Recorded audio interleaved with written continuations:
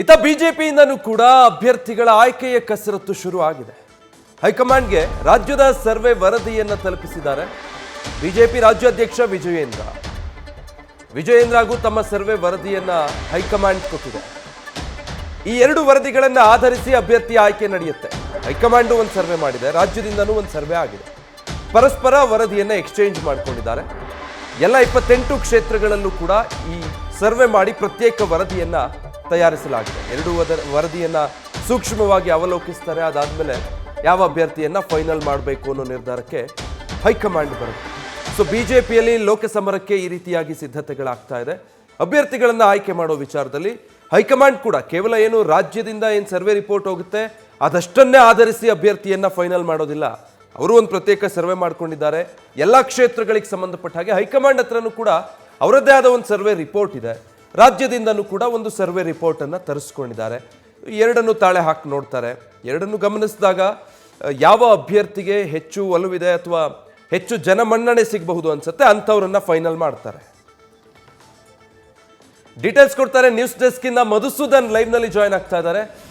ಮಧುಸೂದನ್, ಕಾಂಗ್ರೆಸ್ ಒಂದು ಕಡೆ, ಮತ್ತೊಂದು ಕಡೆ ಬಿಜೆಪಿಯು ಕೂಡ ಅಷ್ಟು ಆಕ್ಟಿವ್ ಆಗಿ ಅಭ್ಯರ್ಥಿಗಳ ಆಯ್ಕೆಯಲ್ಲಿ ತೊಡಗಿರೋದು.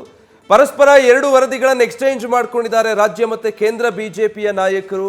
ಅಭ್ಯರ್ಥಿಗಳ ಆಯ್ಕೆ ಹೇಗಾಗಬಹುದು ಅನ್ಸುತ್ತೆ ಬಿಜೆಪಿಯಲ್ಲಿ? ನಿಜಕ್ಕೂ ವಿಜಯ್, 2024ರ ಲೋಕಸಭಾ ಕ್ಷೇತ್ರದ ಚುನಾವಣೆಯಲ್ಲಿ ಬಿಜೆಪಿ ಜೆಡಿಎಸ್ ಮೈತ್ರಿಯಾಗಿ ರಾಜ್ಯದಲ್ಲಿ 28 ಲೋಕಸಭಾ ಕ್ಷೇತ್ರದಲ್ಲೂ ಏನು ಕಣಕ್ಕಿಳಿತಾ ಇದ್ದಾರೆ. 28ಕ್ಕೆ 28 ಕ್ಷೇತ್ರವನ್ನು ಕೂಡ ಗೆಲ್ಲುವಂತ ಲೆಕ್ಕಾಚಾರವನ್ನ ಈಗಾಗಲೇ ಬಿಜೆಪಿ ನಾಯಕರು ಮಾಡ್ಕೊಂಡಿದ್ದಾರೆ. ಕಳೆದ 2 ದಿನ, ನಿನ್ನೆ ಮತ್ತೆ ಮೊನ್ನೆ 2 ದಿನಗಳ ಕಾಲ ನೇರವಾಗಿ ದೆಹಲಿಯಲ್ಲಿ ನಡೆದಂಥ ಬಿಜೆಪಿಯ ರಾಷ್ಟ್ರೀಯ ಕಾರ್ಯಕಾರಿಣಿ ಸಭೆಯಲ್ಲಿ ಏನು ರಾಜ್ಯದ ಬಿಜೆಪಿ ನಾಯಕರ ಆಯ್ಕೆ ಆಗಿದ್ರು, ಹೈಕಮಾಂಡ್ ನಾಯಕರ ಮಾತು ಕೂಡ ಅದೇ ಆಗಿತ್ತು. ಈ ಬಾರಿ ದೇಶಕ್ಕೆ ಮತ್ತೊಮ್ಮೆ ಪ್ರಧಾನಿ ನರೇಂದ್ರ ಮೋದಿ ಅವ್ರನ್ನೇ ದೊಡ್ಡ ಹುದ್ದೆಯಲ್ಲಿ ಕೂಡಿಸ್ಬೇಕು, ಪ್ರಧಾನಿ ಹುದ್ದೆಯಲ್ಲಿ ಮುಂದುವರಿಸಬೇಕು ಅನ್ನೋ ಆನ್ಲೈನ್ ಅಜೆಂಡಾ ಇಟ್ಕೊಂಡು ಒಂದಷ್ಟು ಸಲಹೆ ಸೂಚನೆ ಜೊತೆಗೆ ಸಭೆಯಲ್ಲಿ ಅಜೆಂಡಾಗಳನ್ನು ಮಾತುಕತೆ ಆಡಲಾಯಿತು, ಚರ್ಚೆ ಮಾಡಲಾಯಿತು. ಇದರ ಮುಂದುವರೆದ ಭಾಗವಾಗಿ ರಾಜ್ಯದಿಂದ ಕೂಡ ಬಿಜೆಪಿ ರಾಜ್ಯಾಧ್ಯಕ್ಷ BY ವಿಜಯೇಂದ್ರ, BS ಯಡಿಯೂರಪ್ಪ ಜೊತೆಗೆ ರಾಜ್ಯದಲ್ಲಿ ಇರುವಂಥ 25 ಬಿಜೆಪಿಯ ಸಂಸದರುಗಳು, ಹಾಲಿ ಶಾಸಕರುಗಳು, ವಿಧಾನಸಭೆಯ ವಿಪಕ್ಷ ನಾಯಕ, ವಿಧಾನ ಪರಿಷತ್ನ ವಿಪಕ್ಷ ನಾಯಕರು ಎಲ್ಲರೂ ಕೂಡ ಭಾಗಿಯಾಗಿದ್ದರು. ಇದೆಲ್ಲ ಆದ ಬಳಿಕ ನೇರವಾಗಿ ಕೇಂದ್ರ ಗೃಹ ಸಚಿವ ಅಮಿತ್ ಶಾ ಅವರ ಬಳಿ ಬಿಜೆಪಿ ರಾಜ್ಯಾಧ್ಯಕ್ಷ BY ವಿಜಯೇಂದ್ರ ಅವರು ಒಂದಷ್ಟು ಮಾತುಕತೆಯನ್ನು ಆಡಿದ್ದಾರೆ ತೆರೆಮರೆಯಲ್ಲಿ. ಈಗಾಗಲೇ ರಾಜ್ಯ ಬಿಜೆಪಿ ಘಟಕ ಕೂಡ ಒಂದು ಸುತ್ತಿನ ಸರ್ವೆಯನ್ನು ಮಾಡಿಸಿದೆ. ಸರ್ವೆಯಲ್ಲಿ ಬಿಜೆಪಿಗೆ ಪೂರಕವಾದಂಥ ವಾತಾವರಣ ರಾಜ್ಯದಲ್ಲಿ ಇದೆ ಅಂತ. ಕೇವಲ ರಾಜ್ಯ ಬಿಜೆಪಿ ಘಟಕದಿಂದ ಮಾತ್ರ ಸರ್ವೆ ಮಾಡಿಸ್ಬಿಟ್ರೆ ಸಾಕಾ? ಕೇಂದ್ರದ ನಾಯಕರು ಮಾಡಿಸ್ಬಾರ್ದಾ? ಕೇಂದ್ರದ ನಾಯಕರು ನೇರವಾಗಿ ರಾಜ್ಯದ RSSನ ಪ್ರಮುಖರ ಒಗ್ಗೂಡಿ ಅವರನ್ನ ಜೊತೆಗೂಡಿಸ್ಕೊಂಡು ಒಂದು ಸಮೀಕ್ಷೆಯನ್ನು ಮಾಡಿದ್ದಾರೆ. ಆ ಸಮೀಕ್ಷೆಯ ರಿಪೋರ್ಟ್ನ ಈಗ BY ವಿಜಯೇಂದ್ರ ಅವರ ಹಸ್ತಕ್ಕೆ ಹಸ್ತಾಂತರ ಮಾಡಲಾಗಿದೆ, ಅವ್ರ ಕೈ ಕೊಡಲಾಗಿದೆ. ಏನಿದೆ ಹಾಗಾದರೆ ರಿಪೋರ್ಟಲ್ಲಿ?